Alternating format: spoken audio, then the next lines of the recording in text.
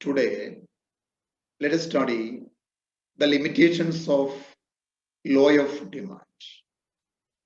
Law of demand inde പരിമിതികൾ എന്തൊക്കെയാണ് നോക്കാം. First point, inferior goods or given goods. Some special varieties of inferior goods are termed as given goods. Cheaper varieties of goods like low-priced rice, low-priced bread, etc. are some examples of given goods. This exception was pointed out by Robert Giffen, who observed that when the price of bread decreased, the low-paid British workers purchased lesser quantity of bread, which is against the law of demand. Thus, in case of Giffen's goods, there is a direct relation between price and quantity demanded. ഇവിടെ എന്താണ് inferior goods, എന്താണ് Giffen goods എന്ന് പറയുന്നത്? ചില പ്രത്യേക തരത്തിലുള്ള വസ്തുക്കൾ, വില കുറഞ്ഞ വസ്തുക്കൾ, ചില അരി അല്ലെങ്കിൽ ബ്രെഡ് പോലെയുള്ള, അല്ലെങ്കിൽ നമ്മുടെ കേസിലൊക്കെ പറയുവാണെങ്കിൽ മുത്താറി എന്നൊക്കെ പറയും, അങ്ങനെ വില കുറഞ്ഞ ചില വസ്തുക്കൾ. ആ വസ്തുക്കളുടെ കേസിൽ ലോ ഓഫ് ഡിമാൻഡ് പ്രായോഗികമല്ല എന്ന് കണ്ടെത്തിയിട്ടുണ്ടായി. ഇത് കണ്ടെത്തിയത് റോബർട്ട് ഗിഫൺ ആണ്. അദ്ദേഹം എന്താണ് മനസ്സിലാക്കിയത്? ബ്രെഡിന്റെ പ്രൈസ് കുറയുമ്പോൾ ബ്രിട്ടനിലുള്ള വർക്കേഴ്സ്, വളരെ കുറഞ്ഞ വേതനം ലഭിക്കുന്ന വർക്കേഴ്സ് ഇതിന്റെ വാങ്ങുന്ന അളവ് കുറയുന്നതായി അല്ലെങ്കിൽ കുറയ്ക്കുന്നതായി കണ്ടെത്തി. ബ്രെഡിന് വില കുറയുമ്പോൾ സ്വാഭാവികമായ ലോ ഓഫ് ഡിമാൻഡ് എതിരാണല്ലോ. അപ്പൊ അങ്ങനെയാണ് അദ്ദേഹം ഗിഫൺസ് ഗുഡ്സ് എന്ന പേരിൽ ചില ഗുഡ്സ് അദ്ദേഹം പരാമർശിക്കുകയും അങ്ങനെയുള്ള ഗുഡ്സിന്റെ കേസിൽ എന്താണ് ലോ ഓഫ് ഡിമാൻഡ് പ്രായോഗികമല്ലാതെ വരികയും ചെയ്യും. കാരണം അതിന്റെ വില കുറഞ്ഞാലും ആളുകൾ വാങ്ങുന്ന അളവ് കൂട്ടുന്നില്ല, കുറയ്ക്കുകയാണ്. കാരണം എന്താണ്? അല്പം കൂടി ഹയർ ക്വാളിറ്റി ഉള്ള ഉൽപ്പന്നങ്ങൾ വാങ്ങുന്നതിന് വേണ്ടിയാണ് അവർ അത്തരത്തിലുള്ള നടപടികൾ ചെയ്യുന്നത്. മറിച്ച് അവയുടെ വില കൂടുമ്പോൾ വാങ്ങുന്ന അളവ് കൂടുന്നതായിട്ട് കാണുന്നത്. കാരണം എന്താണ്? അവരെ സംബന്ധിച്ച് അവരുടെ ദൈനംദിന ജീവിതം മുന്നോട്ട് കൊണ്ടുപോകാൻ പറ്റാത്ത സാഹചര്യം വരും. അപ്പോൾ മുമ്പ് അവർ വാങ്ങിക്കൊണ്ടിരുന്ന ക്വാളിറ്റി ഉള്ള ഉൽപ്പന്നങ്ങൾ വാങ്ങല് കുറച്ചിട്ട് ഈ വസ്തുക്കൾ കൂടുതലൊക്കെ വാങ്ങുന്നതായിട്ട് കാണാൻ സാധിക്കും. അപ്പോൾ ഗിഫൺസ് ഗുഡ്സിന്റെ കേസിൽ ലോ ഓഫ് ഡിമാൻഡ് പ്രായോഗികമല്ല. മറ്റൊന്ന് ഗുഡ്സ് ഹാവിംഗ് പ്രസ്റ്റീജ് വാല്യൂ ആണ്. This exception is associated with the names of the economist Thorstein Veblen and his doctrine of conspicuous consumption. Thorstein Veblen ആണ് ചില പ്രസ്റ്റീജ് വാല്യൂ ഉള്ള സാധനത്തിന്റെ കേസിൽ ലോ ഓഫ് ഡിമാൻഡ് സാധ്യമല്ലാതെ കണ്ടെത്തിയത്. കോൺസ്പീക്വസ് consumption, ആഡംബര ഉപഭോഗം എന്ന് പറയും. Few goods like diamond can be purchased only by rich people. അല്ലെ? ഡയമണ്ട് നോക്കിക്കോളൂ, വളരെ വലിയ വിലയാണ് ഡയമണ്ട്. നല്ല സാമ്പത്തികമുള്ളവർ മാത്രമാണ് വാങ്ങുക. The price of these goods are so high that they are beyond the capacity of common people. സാധാരണക്കാരൻ വാങ്ങാൻ പറ്റുന്നതിനപ്പുറത്താണ് അതിന്റെ വില എന്ന് പറയുന്നത്. The higher the price of the diamonds, the higher the prestige value of it. അതിന്റെ വില കൂടിയാൽ അതിന്റെ പ്രസ്റ്റീജ് വാല്യൂവും കൂടുതല.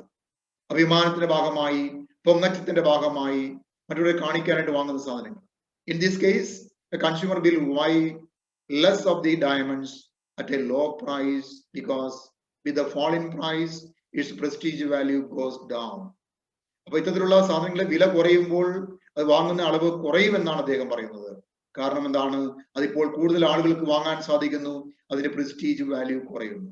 On the other hand, when price of diamonds increase, the prestige value of it goes up and therefore the quantity demanded of it will increase. അതിന്റെ വില കൂടിയാൽ അതിന്റെ prestige value കൂടുന്നു, അതുകൊണ്ട് അത് വാങ്ങുന്ന അളവ് കൂടും. ഇതാണ് തോസ്റ്റീൻ വെബ്ലൻ കോൺസ്പീക്വസ് കൺസംഷൻ എന്ന ടോപ്പിക്കിലൂടെ അദ്ദേഹം വിശദീകരിക്കുക. അപ്പൊ ഇങ്ങനെയുള്ള വസ്തുക്കൾ എന്തല്ല, ലോ ഓഫ് ഡിമാൻഡ് അതിന് പ്രായോഗികമല്ല. നെക്സ്റ്റ് പോയിന്റ്, പ്രൈസ് എക്സ്പെക്ടേഷൻസ് ആണ്. When the consumer expects that the price of the commodity is going to fall in the near future, they do not buy more even if the price is lower. Consumer കരുതുകയാണ് ഭാവിയിൽ ഒരു ഉൽപ്പന്നത്തിന് വില കുറയാൻ സാധ്യതയുണ്ട് എന്ന് കരുതുകയാണെങ്കിൽ, നിലവിൽ അതിന്റെ വില കുറഞ്ഞിട്ടുണ്ടെങ്കിൽ പോലും ഇനിയും കുറയുമെന്ന് പ്രതീക്ഷിച്ചുകൊണ്ട് അവൻ സാധനത്തിന്റെ അളവ് വാങ്ങുന്നത് ചിലപ്പോൾ കുറയ്ക്കും. ചിലപ്പോൾ വാങ്ങാതിരിക്കാം.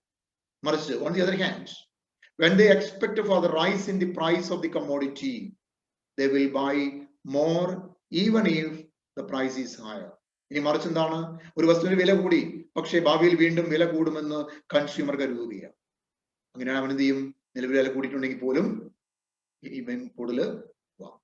So both these conditions R against the law of demand. ഈ രണ്ട് സാഹചര്യങ്ങളും എന്താണ്, ലോ ഓഫ് ഡിമാൻഡിന് എതിരാണ്.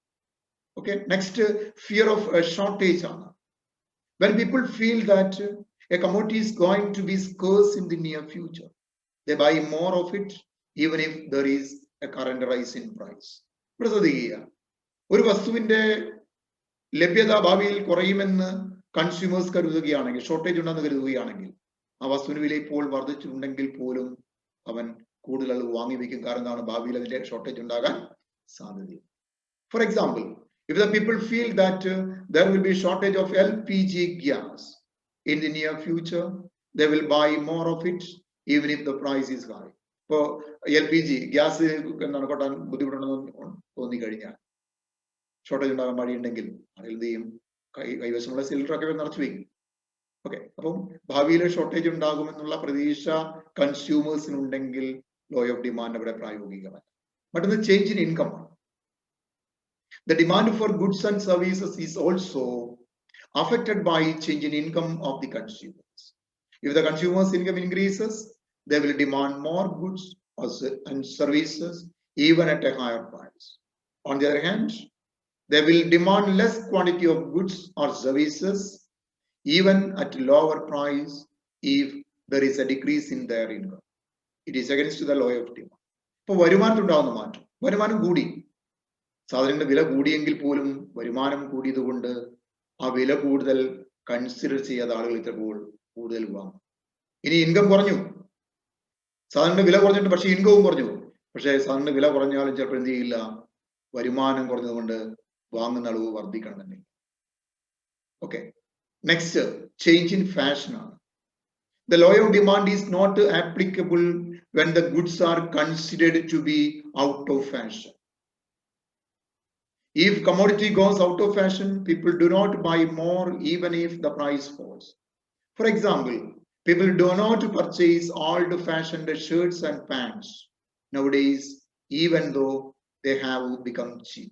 Similarly, people buy fashionable goods in spite of price rise. എന്താണ് ഫാഷനിൽ ഉണ്ടാകുന്ന മാറ്റം? ഫാഷൻ ചേഞ്ച് ചെയ്തു. ആ ഫാഷൻ ചേഞ്ച് ചെയ്ത് കഴിഞ്ഞാൽ പഴയ ഫാഷനിലുള്ള ഉൽപ്പന്നങ്ങൾ വില കുറഞ്ഞാലും ആളുകൾ വാങ്ങാൻ തയ്യാറാകില്ല. മറിച്ച് പുതിയ ഫാഷനുള്ള സാധനങ്ങൾ വില അല്പം കൂടിയെങ്കിൽ പോലും ചിലപ്പോൾ ആളുകൾ വാങ്ങും. കാരണം എന്താണ്, ഫാഷൻ ആളുകളുടെ പർച്ചേസിനെ സ്വാധീനിക്കുന്ന പ്രധാനപ്പെട്ട ഘടകമാണ്. ഇപ്പൊ വില കുറഞ്ഞത് കൊണ്ട് മാത്രം വാങ്ങണമെന്നില്ല, അതെന്തുവേണം, ഫാഷനബിൾ ആയ ഐറ്റം ആണെങ്കിൽ മാത്രമേ ആളുകൾ വാങ്ങാൻ തയ്യാറാവുകയുള്ളൂ. മറ്റൊന്ന് ബേസിക് നെസസിറ്റീസ് ഓഫ് ലൈഫ്, നമ്മുടെ ജീവിതത്തിലെ അടിസ്ഥാനപരമായ ചില ആവശ്യങ്ങൾ. In case of basic necessities of life such as salt, rice, medicine, etc., law of demand is not applicable, as the demand for such necessary goods does not change with the rise or falling prices. ഇപ്പോൾ നമ്മുടെ അത്യാവശ്യ വസ്തുക്കൾ, ഉപ്പ്, പഞ്ചസാര, അരി, മരുന്ന്, ഇങ്ങനെയുള്ള കേസിലൊന്നും law of demand applicable അല്ല. കാരണം അതിന്റെ വില കുറഞ്ഞു വെച്ച് വാങ്ങുന്ന അളവ് കൂട്ടുകയില്ല, വില കൂടിയത് കൊണ്ട് അതിന് വാങ്ങുന്ന അളവ് കുറയ്ക്കാനും സാധിക്കുകയില്ല. ഇതൊക്കെയാണ് ലോ ഓഫ് ഡിമാൻഡിന്റെ ലിമിറ്റേഷൻസ് അല്ലെങ്കിൽ എക്സെപ്ഷൻസ് എന്ന് പറയുക. ക്ലിയർ? Okay, thank you.